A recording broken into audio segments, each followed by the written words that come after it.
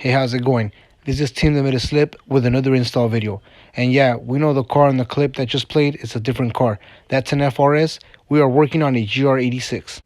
However, what both of these cars have in common is that people love taking them out to the canyons, where sometimes accidents can happen, but don't worry, Team Limited Slip's got you. We're gonna break this install down step by step. So let's start out with the tools you will be needing for the job.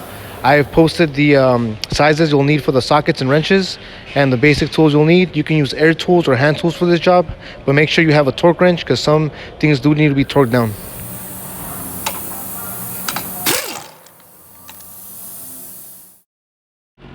Usually when it comes to removing the steering knuckle and bearing, it's kind of a big job, but on this car it's pretty easy.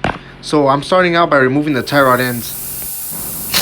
Make sure that once you remove the nut and the cotter pin, you don't damage the threads on the tie rod ends. You can use different tools to remove the tie rod end without damaging the threads. You can also just put the castle nut back on and give it enough turns to cover the threads, and then give it a couple taps. Sometimes they come loose, but to be on the safe side, it's best to use the specialty tools to remove the tie rod end. That way you don't mess up the threads.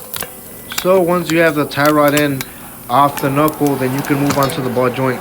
So once you remove the clip on the ball joint, you can use a special tool to either push it down or help you separate it from the steering knuckle.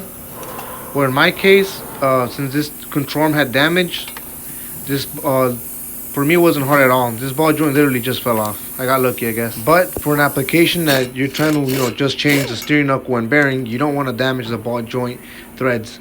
So obviously you want to keep them safe. These are some of the tools that I've used before to remove them. Yeah.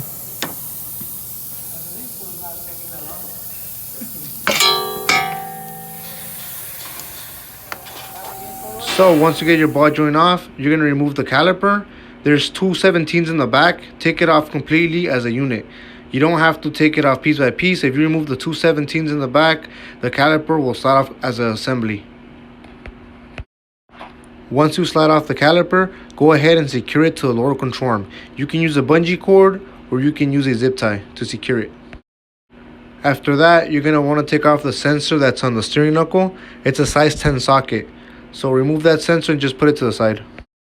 Next, remove the two big bolts on the strut. At this point, the steering knuckle should be off and you will be able to remove the 4 bolts in the back. Those bolts, will be using them.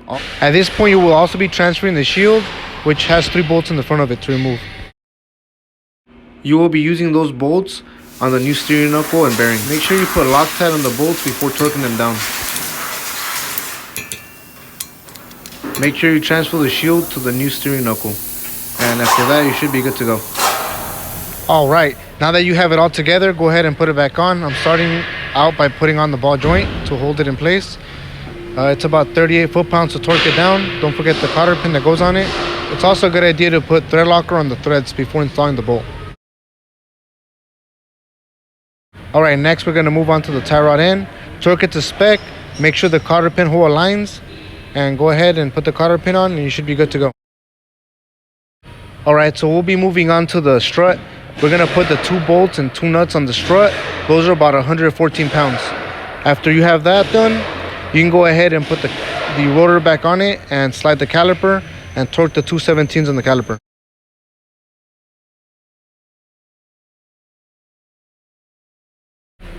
Once you torque down the caliper, you should be done. And check out this job.